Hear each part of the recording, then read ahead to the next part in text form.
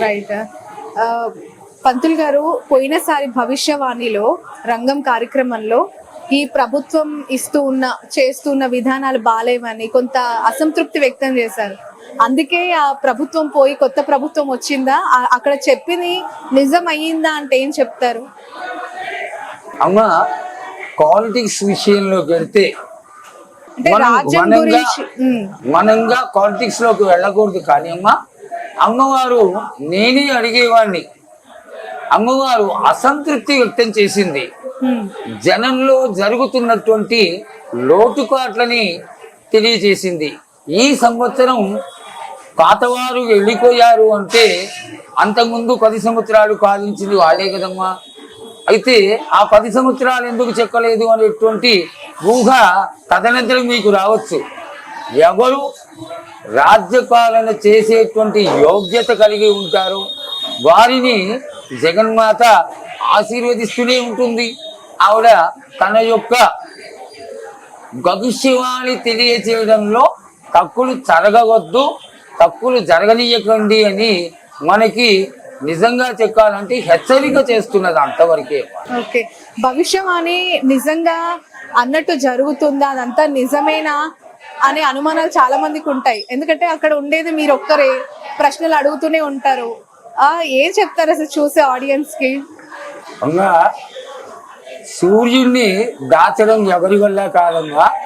అదే విధంగా మీడియా వాళ్ళ కళ్ళు దొక్కడం అనేది అసాధ్యమైనటువంటి విషయం. ఇందులో విశేషం ఏంటంటే నువ్వు అడిగావు కాబట్టి చెప్తున్నా అమ్మా. భవిష్యవాణి అమ్మవారు రావడం, ఆశీర్వదించడం నా పరిజ్ఞానానికి అందనంతటి ఎత్తైనటువంటి విషయం. ఎందువల్లంటే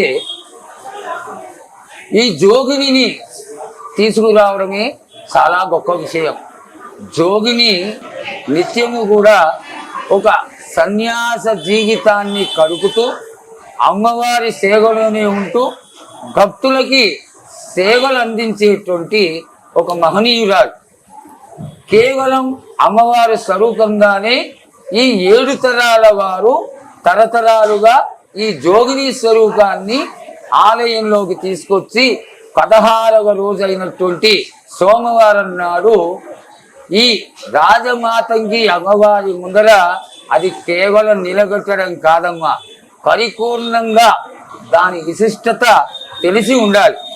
ఇక్కడ జరిగేటువంటి క్రియ ఏమిటి అంటే తెల్లవారుజామున ఆ అమ్మాయిని జోగిని తలస్నానం చేయించి పసుపు కుంకుమలు రాసి విశేషంగా అలంకారం చేసి పట్టుచీర కట్టించి తీసుకొచ్చి గుడి ప్రాంగణంలో ఒడిబియ్యం కోసి సాధారణంగా మేళతాళాలతో తీసుకొస్తారు. ఎందువల్ల అక్కడ దేవత భావన, దేవత ఆశీర్వాదం మనకి కలుగుతుంది అనేటువంటి భావనతో ఆ భవిష్యవాణిని మనం వింటామనేటువంటి లక్షల మంది వేచి చూస్తారు. కాబట్టి ఈ యొక్క విషయం జరుగుతుంది. వచ్చిన తర్వాత ఇక్కడ జరిగే విషయం ఏంటంటే రాజమాతంగి అమ్మవారికి కోటలింగడికి మధ్యన ఒక గుంట తవ్వడం చేస్తారు. ఈ గుంట తవ్విన తర్వాత అది కూడా ఈ 7 తరాలుగా వస్తున్నటువంటి కుమ్మరి వారు కచ్చికుండని తయారు చేస్తారు. ఈ కచ్చికుండ చెయ్యి పెడితే విరిగిపోయేటువంటి స్వభావం కలిగి ఉంటుంది. ఈ కచ్చికుండని తీసుకొచ్చి ఈనాడు వినోద్ కుమార్ అనేటువంటి కుమ్మరి ఈ యొక్క కుండని తయారు చేస్తాడు. ఇది 100కి 100 సత్యం. ఈ కుండని చాలా జాగ్రత్తగా తీసుకొస్తారు. తీసుకొచ్చి ఆ గొయ్యిలో పెడతారు. గొయ్యిలో పెట్టి దానిపైన కేవలం చాటకైన పసుపు కుంకుమలు వేసి ఒక తాంబూలం మాత్రం పెట్టి చిల్లర పైసలు, పంచలోహాలు, స్వర్ణము, వెండి ఇవన్నీ వేసి అమ్మవారిని 7-8 జాతుల వాళ్ళు సాగర మంత్రాలతో ఈనాడు స్వర్ణ ఎవరైతే ఉందో స్వర్ణలత ఆ అమ్మాయి పైకి ఆవహింప చేస్తారు. మేళ తాళాలతోటి, సాగర మంత్రాలతోటి ఆవహింప చేసినటువంటి ఈ యొక్క స్వర్ణలత వచ్చి ఆ కచ్చికుండకైనా నిలబడుతుంది. కచ్చికుండకైనా నువ్వు నేను నిలబడితే కగిలిపోతుంది. కానీ స్వర్ణలతకి కైకి ఆవాహన అయిన తర్వాత అమ్మవారు వచ్చిన తర్వాత కచ్చికుండకైనా నిలబడితే కచ్చికుండకి ఏమాత్రం చలనం లేకుండా అదే విధంగా ఉంటుంది. పూర్వకాలం 5 నిమిషాలు 6 నిమిషాలు ఆ విధంగా ఈ యొక్క రంగం కార్యక్రమం జరిగేది, వెళ్ళిపోతూ ఉండేది. కానీ 30 సంవత్సరాల కింద నుంచి ఎండోమెంట్స్ డిపార్ట్మెంట్ వాళ్ళందరూ తీర్మానం చేసి ఇన్ని కోట్లు లక్షలు ఖర్చు పెట్టి ఈ యొక్క కార్యక్రమాన్ని చేసిన తర్వాత భవిష్యత్తు వాణి వినడానికే యావత్ భారతదేశమే కాకుండా యావత్ ప్రపంచము వేచి చూస్తున్నది. కాబట్టి అమ్మవారు ఎక్కువసేపు ఉండాలని వేడుకోమని అడగగా నేను వేడుకోవడం, అమ్మవారు 30 నుంచి 40 నిమిషాల వరకు జన యొక్క మంచి ఆశీర్వచనం కోసం వేచి చూస్తున్న ఈ యొక్క విషయంలో అమ్మవారు ప్రకృతిని ఆశీర్వదిస్తూ మంచి వానలు పడాలని, సస్యశ్యామలంగా ప్రపంచమంతా ఉండాలని, ఏ విధంగా ఉంటుంది అని ఈ జన సందోహానికి సంబంధించినటువంటి విషయాలన్నీ ఏవైతే లోకానికి సంబంధించిన విషయాలన్నీ ఉంటాయో ఆ సంవత్సరం జరిగినవి అన్నీ కూడా మేము అడగడం, వాటికి సమాధానం చెప్పడం, ఉత్తరోత్తర ఏ విధంగా ఉండాలి అనడం, దానికి ఏం పూజలు చేసుకోవాలో తెలియజేయడం, చేసిన తర్వాత అమ్మవారు వెళ్ళిపోవడం జరుగుతుంది. ఆ వెళ్ళిపోయిన సమయంలో చాలా విశేషం ఏమిటంటే అంతసేపు అమ్మవారు ఏ కచ్చికుండ మీద అయితే నిలబడి జోగిని స్వరూపంలో భవిష్యవాణిని తెలియజేస్తుందో ఆ కుండ ఒకటే ఒక సెకండ్లో తక్కు మనగా ఇరిగిపోతుంది, ముక్కలు ముక్కలు అయిపోతుంది. ఇంతకంటే అద్భుతమైనటువంటి తార్కాణం అమ్మవారు ఆశీర్వదించింది అని తెలియజేయడానికి ఏదో ఒకటి లేదు.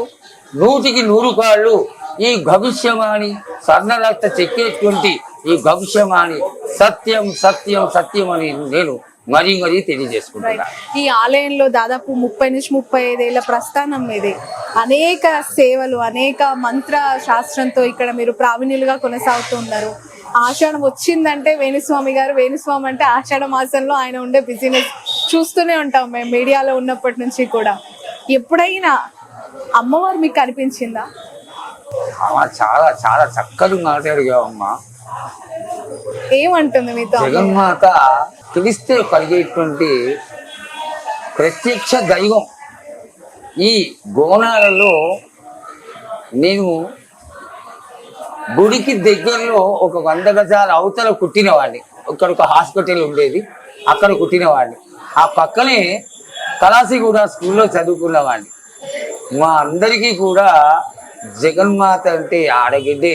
ఆడగిడ్డే అంటే ఇంకా 100కి 100 కాళ్ళు ఆడగిడ్డే. ఈవిడ ఎప్పుడు ఏ విధంగా కనబడుతుందా, ఎప్పుడు చూడొచ్చా అనేటువంటి ఉత్సుకత మాకు ఎల్లప్పుడూ ఉంటుంది. నేను బహుశా 7-8 క్లాసులు స్కూల్లో చదువుతున్నాను. ఒక రోజున ఆలయ సిబ్బంది మేమందరం కలిసి వేప చెట్టు కింద కూర్చుని ఉన్నాం.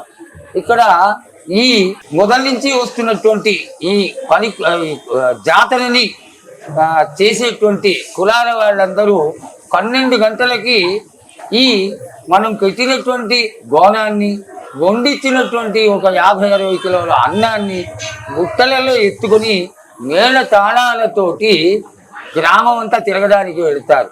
నా కళ్ళతో సాక్షాత్తుగా చూసినటువంటి విషయం. జగన్మాత ఎప్పుడైతే వాళ్ళు తలకి నూనె రాసుకొని ముఖాన కుంభం పెట్టుకొని ఆ మేళాల చప్పుడు మొదలవుతుందో త్రిశూలం ధరించి భక్త రక్షణార్థమై జగన్మాత ఆ మేళ తాళాలతో పాటు గ్రామం అంతా తిరిగి పూర్తయిన తర్వాత ఆలయంలోకి వెళ్ళిపోవడం నేను కళ్ళారా చూసినటువంటి విషయం.